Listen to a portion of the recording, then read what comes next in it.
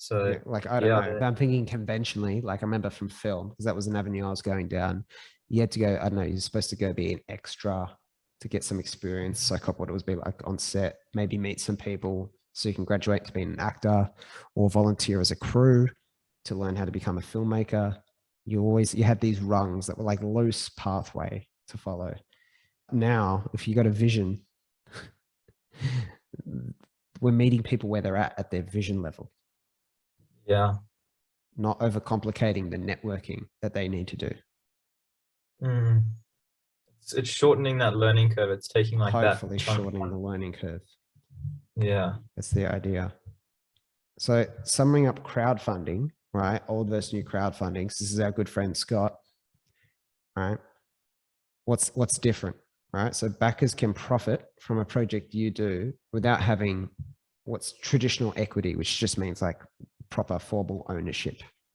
You can give people, there's like, you can create a community where they own a part of it. I won't complicate people with the introduction of this DAO concept today, but you think of that almost like a community. Oh, is that going to be next week's series? I'll be up for that. Yeah, we will do one on DAOs. It's a better incentive alignment, obviously. Like we said, it just brings people way more into the experience. This is much like investing into a company.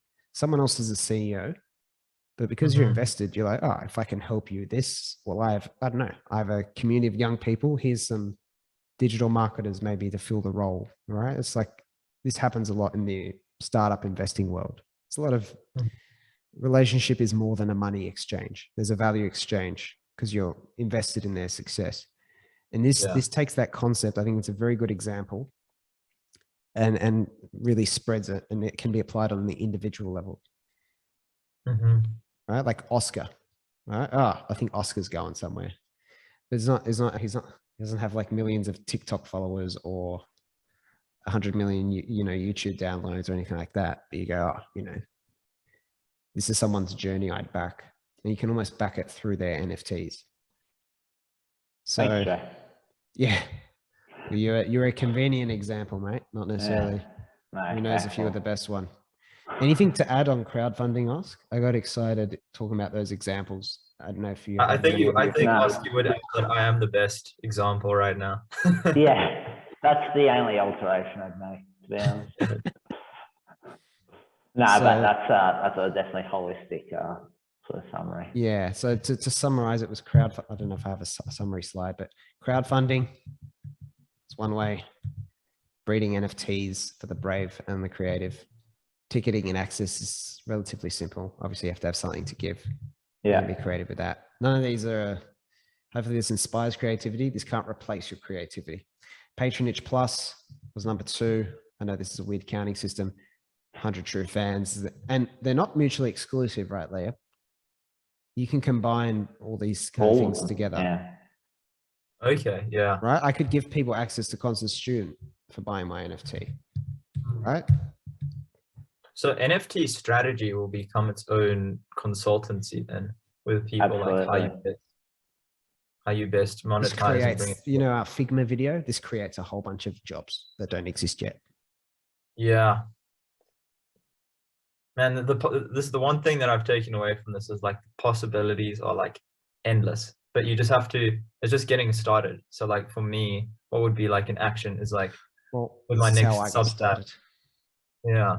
Or YouTube channel or YouTube video, creating one and just testing out the system, and then you learn. This is the thing. If you're sitting here saying you're going to make one, I'm sitting here thinking, I probably want to be the one to buy it.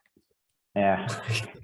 Right. And you think about it, and I'm not just saying it for the sake of the recording, because I'm like, well, so Oscar can talk to you about the concept of an undervalued stock. Oscar, let's just explain that, because that's pertinent. Yeah. I'll go back to this as an example. So 2 sort of basic fundamentals of investing in anything is difference between price and value. Value is basically what you think the price should be, and the price is what it is today, right? So an undervalued stock would be one that's trading 10% under Amazon. what you think Amazon is, you think Amazon's worth what? $4 grand. Yeah, $4 grand. Whatever. And it's trading at 3,000. Yeah. Okay. That thing, and again, in being an early adopter, young space like this, the asymmetric upside is insane, especially when you add community to it. Yeah. You know. So this is like the concept of like, if I look at someone like Liam doesn't have this widespread recognition at this point in time, right? So this is what I mean, Liam, by like, all right, you're probably an undervalued stock. Like I just have such a high degree of certainty that an NFT attributed to you was going to have a lot more value in the future. So I'm sitting here thinking, yeah, I probably would buy it, right? But this is the magic. We're just three whatever friends, family members, community members here. And so this is like the power of this, that if you have people who understand this concept in your relationship network, they are like probably the people who would like buy the first one. Yeah, it's true. And because in the community aspect, you know each person so well because it's an ongoing relationship. It's not just a once-off. Then yeah, the community aspect to it, because I've seen Oscar for a year now. It hasn't just been one call. Yeah. Then I see what he's capable of. Then I go, oh damn, when Oscar has that NFT, let's jump on it. Yeah. Wow. Okay. Cool. Yeah, that's a great example. This is why community is the bedrock. Because if you take Oscar, but he has no friends who understand this stuff, and he's saying, buy my NFT, and they're going, have you talked to Oscar lately? He's trying to sell us a JPEG. That's exactly what they'd say. Right. So I don't know. I know we are doing Constituent for a reason. We know that the community is like very prime placement, because this is the bedrock of all these new exciting concepts for your future. That again, and I just ram this home, right? You just think about this, these journeys, right? And so you contemplate the power of actually being able to support people where they haven't gotten support. But it's not just that, it's 10 times better than welfare because it's not capped. But also if someone buys your NFT, it's like, fuck, people believe in me. People are on this journey with me.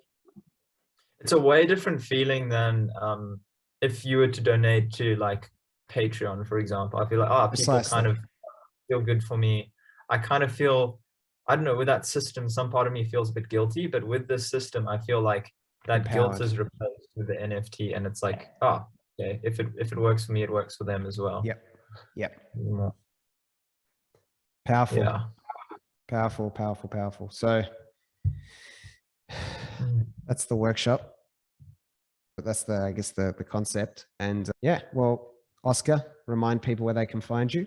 You'll be unpacking. That's one of the rabbit holes you'll be unpacking on your podcast. Well, that is the first episode that's been recorded, so there's alignment there. But you can find it at www.oscarlevy.com.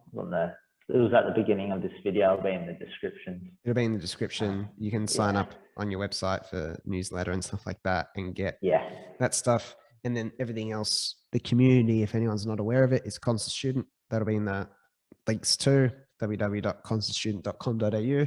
Community members will get resources and extra if you need help with this or anything like that. When you want to figure out how you can apply it, just reach out to us through the community space. Liam's in there too.